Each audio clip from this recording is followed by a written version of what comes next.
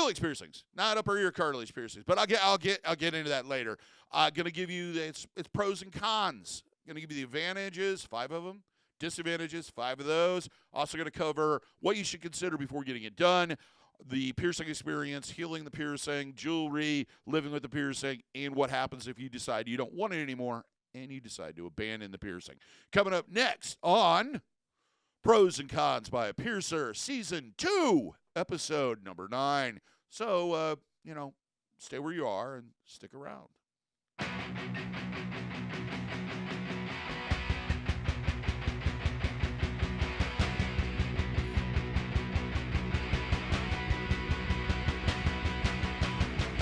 For those that are new to the channel, my name is DaVo. I'm a professional body piercer and have been since 1994. I own and I operate the Axiom Body Piercing Studio located here in Des Moines, Iowa, inside the Skin Kitchen Tattoo. So, when I talk to you about these things, I'm talking to a level of expertise that comes from being in the body piercing industry for well over 26 years.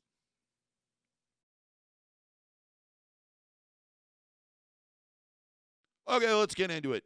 And this might be DaVo's one-man war against the internet and possibly the piercing industry. There's a lot of confusion. When people come in and they ask for Helix piercings, I usually have to have this discussion of what angle did you want it at? When I used to they'd come in and go, I want a Helix piercing. And I'd ask, well, do you want a vertical? Do you want a horizontal? What do you want? And it was easy to deal with, easy peasy, lemon squeezy. Then the internet took over, and a few piercers started calling upper ear cartilage piercings Helix piercings. They aren't Helix piercings. They don't pierce the helix. What I'm going to talk about today does in fact pierce the helix. I'm going to show a few photos I found on the internet of some examples. If anybody took these photos or did that piercing and would like credit in the description, please contact me. I'm happy to do it. These are used, of course, for fair use and education. That's the whole point of this channel, education. So, way to figure out your anatomy. Let's do a little bit of anatomy by DaVo. Take your index finger, or whatever finger you like to point with, or even a stick. Just make sure it's not too sharp. You might poke an eye out. Put it on the outside of your ear midway. Now, you feel that little ridge right there? Run your finger up and then around the front where that flap is, where we do forward helixes. And then you're going to go down into that area right down there where we put DaVo piercings. That part of your anatomy is called a helix. It is the helix of the ear, and that's what we're going to be talking about today, piercing that.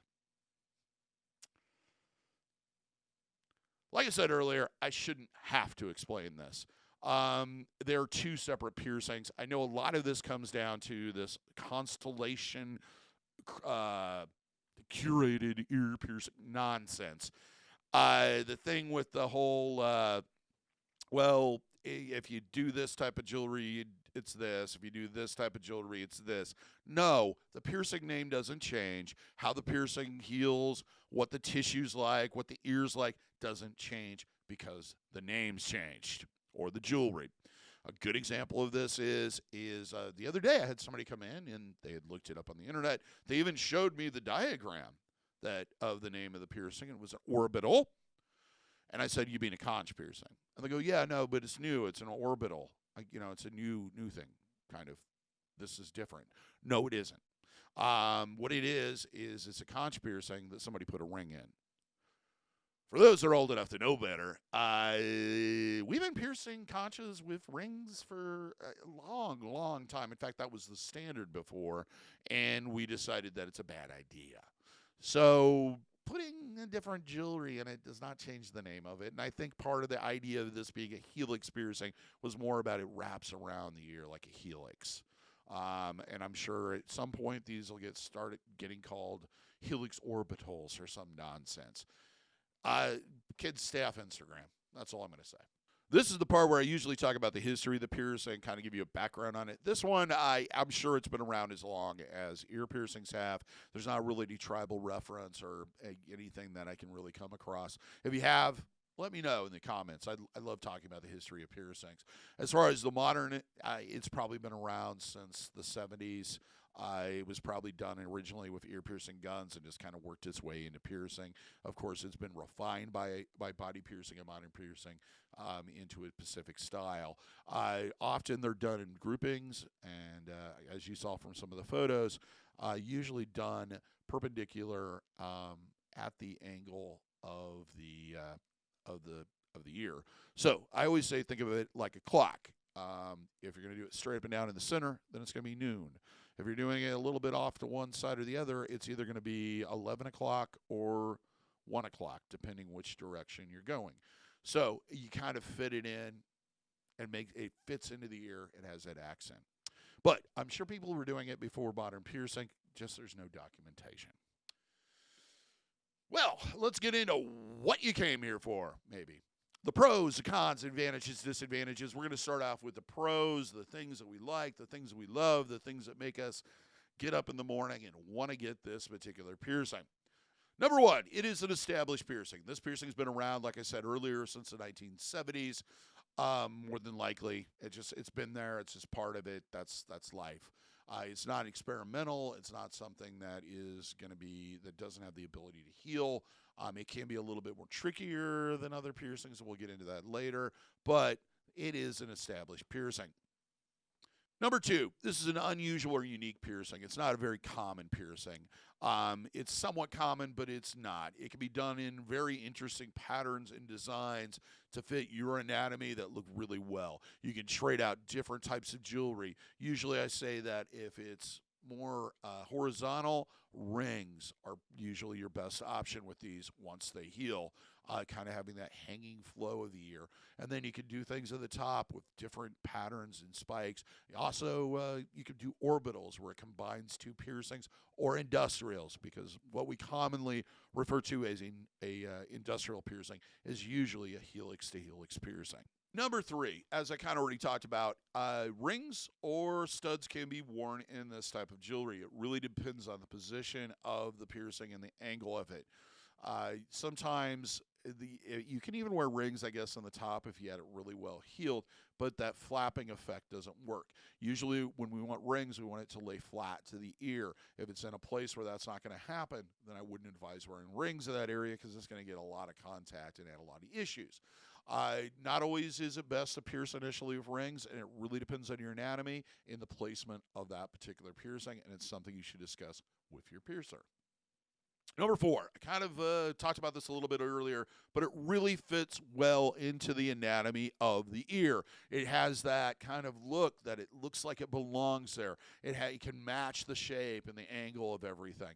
So it's one of those piercings that, even though it's unique, different, kind of out there and can be wacky, it can be very subtle and just look like it always belonged there.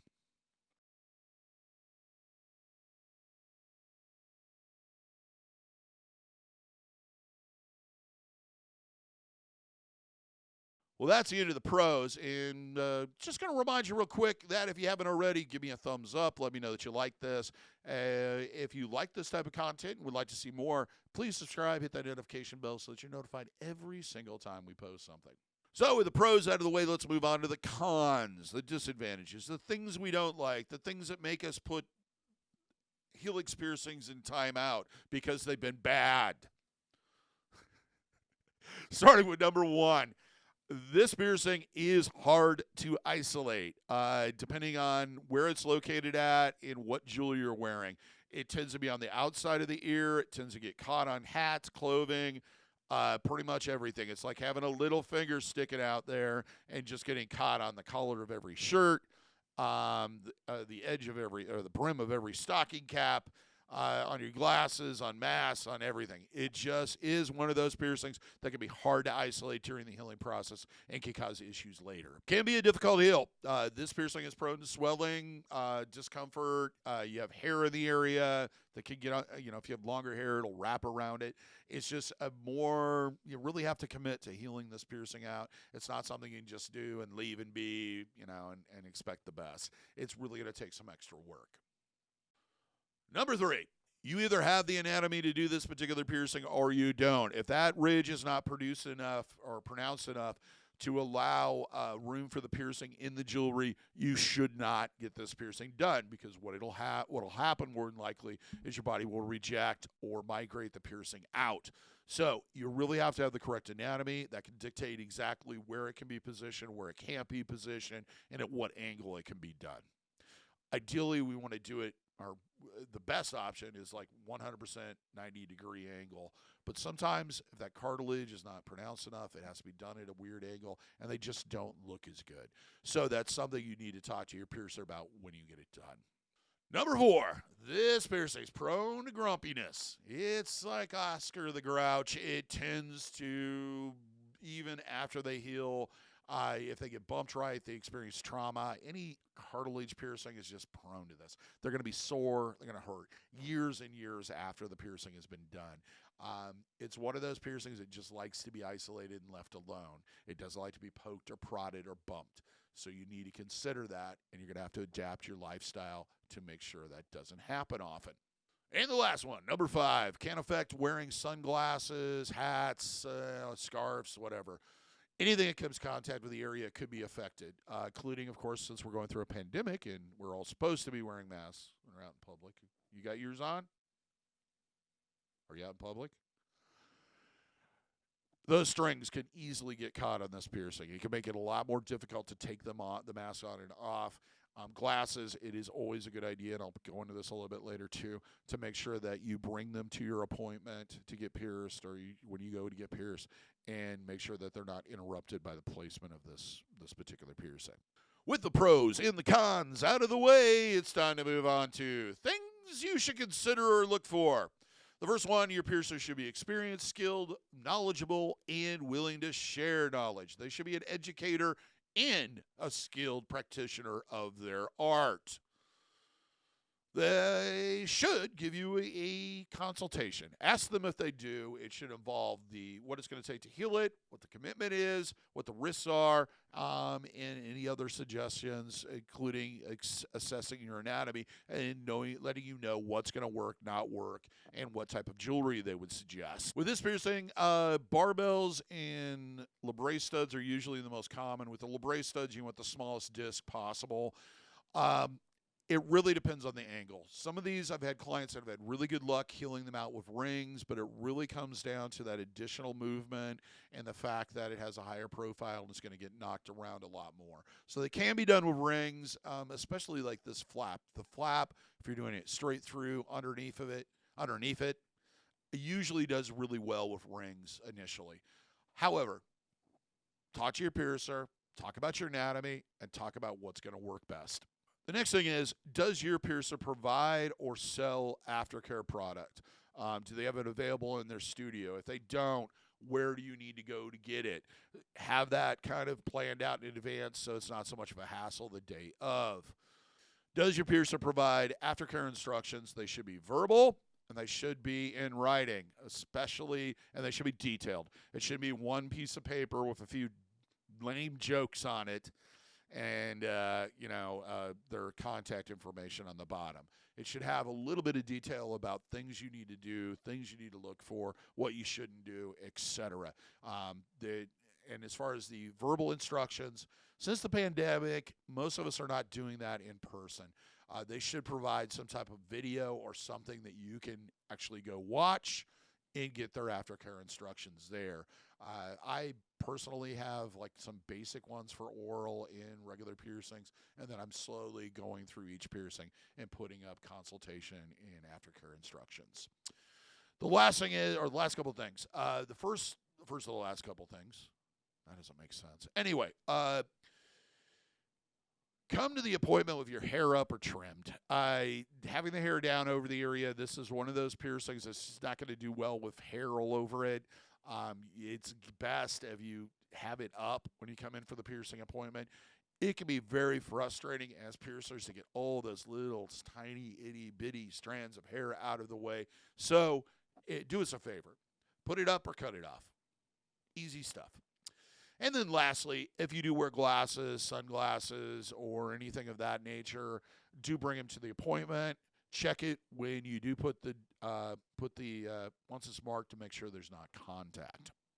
Okay, with that out of the way, it's time to talk about the piercing experience. This piercing is usually done freehand, either with cork or a needle receiving tube. Some people will use forceps. I'm not a big fan of that. The advantage of using forceps is it reduces the rolling tissue. Sometimes they have to use them to combat that, but the problem is it takes up a lot of space, and it can affect how deep into the tissue the piercing can be done. So talk to your piercer about that. That's one of the things that they are going to tell you is how they, ask them how they do it and why. When marking this piercing, I would suggest, especially if you're planning on doing any type of groupings or additions to that particular piercing, that you discuss that with your piercer. With orbitals or industrials, it's usually not a good idea to do one at a time. It depends on what it is. It's often not very easy to get them lined up later on, so it's much better to have that planned out in advance and know what we're going to be doing, leave space for it, etc. A guide pin or a taper pin may be used to insert the jewelry. This is especially true with labret studs or barbells. It can make the experience kind of a little bit longer. It can take longer to get that jewelry in and get it closed. Push pins, they're about like rings. They're pretty quick. Sometimes getting that threaded jewelry on there can be very difficult. So you need to be patient with them. It usually doesn't hurt during that period of time. Sometimes they'll use a hemostat and may add a little bit of pressure to it. But it's a multi-pay. Whenever you do anything with a barbell or straight jewelry or post jewelry, there's usually a multiple play or insertion to ensure that it goes in there without separation. Of course, we pierce your body, so you're probably going to maybe see some slight to moderate bleeding off and on for a few minutes after the piercing is done. Sometimes even after that, you'll have a little bit here and there. You usually have an aching or throbbing sensation, maybe some heat, or it feels like maybe the back of your ear got flicked. That usually goes away in roughly about 10 to 15 minutes. Some people a little bit longer, some people a little less, and of course after that it's going to be sensitive to touch. You want to avoid contact and etc. But we'll get into that when we get into healing. And that's right where we're going, healing. Average healing time on this one I'm going to say is 12 to 16 weeks. Sometimes longer. It really depends on how quickly you heal and how healthy you are and all that fun stuff that's involved. I suggest cleaning twice a day using sterile saline solutions such as Nelmed's Piercing Aftercare Wound Wash. You must practice cross-contamination prevention during this period of time, and that's things your mom should have taught you. Things like cleaning your hands before you handle it, no oral contact or exchange of bodily fluids, keeping your clothing, bedding, towels, anything that comes in contact with the piercing clean on a regular basis. That does include those masks that you wear.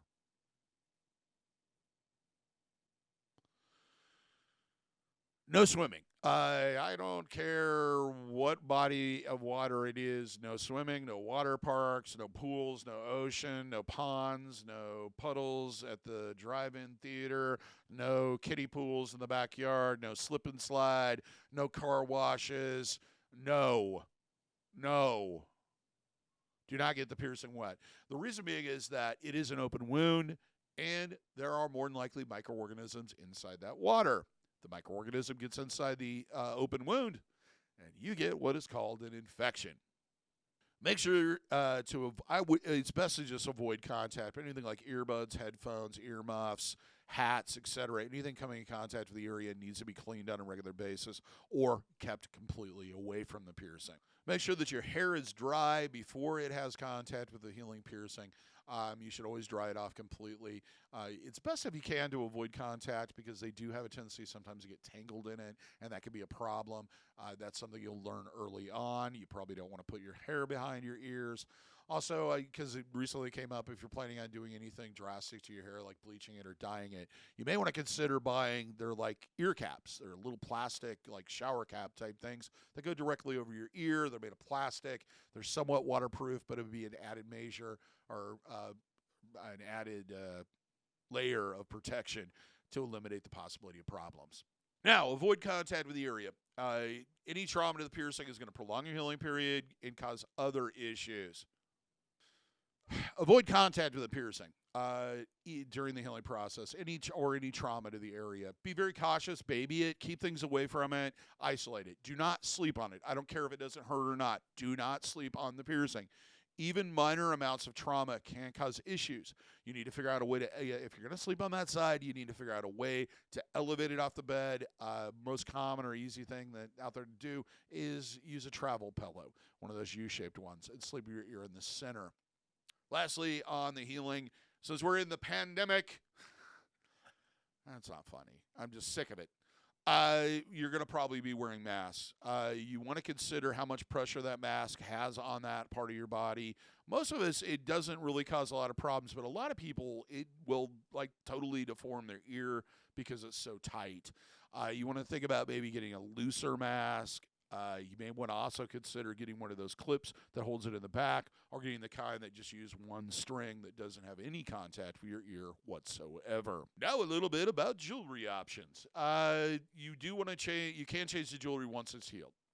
If you have a longer post-in that was allowed for swelling, I would suggest going to something that's not quite as loose because it's going to be less likely to get caught on things. Going to smaller lengths is not a problem. If you plan on switching to rings, I would suggest waiting an extremely long time. Wait till that piercing is completely seasoned. I would say a year, year and a half, to the point where it's not going to react so much to that drastic change in the shape of the jewelry that's in the piercing. Give it time.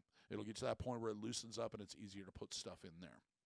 Always remember that labret studs usually have a lower profile. However, with this particular piercing where both ball ends are usually more visible, barbells may be a better option, at least aesthetically.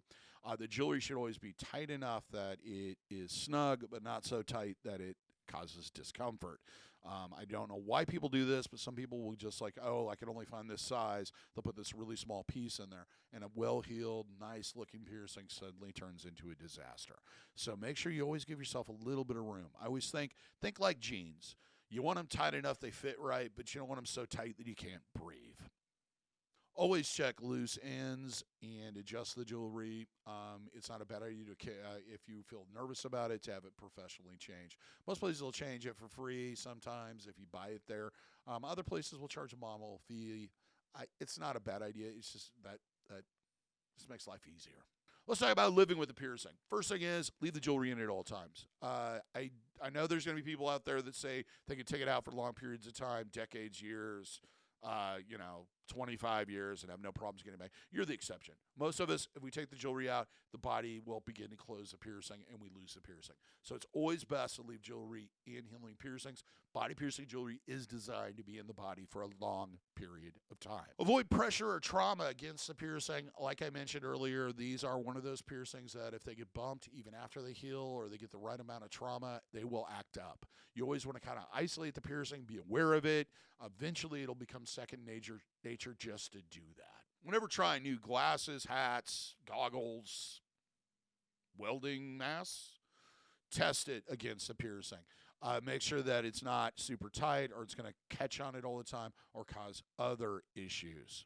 Now let's talk about abandoning the piercing and get this thing over with. If you remove the jewelry, what will more than likely happen is your body will slowly begin to close it. It'll close it in the center and it'll work outward. The piercing holes may appear open. They're usually about the same size as the actual piercing jewelry you wore in it. That may fade over time. However, it's probably going to be somewhat noticeable for some time. If the piercing is healed and there's no issues, there's really nothing additionally that you need to do. Your body will do all that for you. It's a good idea to keep an eye on it to make sure that it's closing properly. If it's during the healing process, treat it like any other open wound. Just like if you got a cut on your finger or what have you.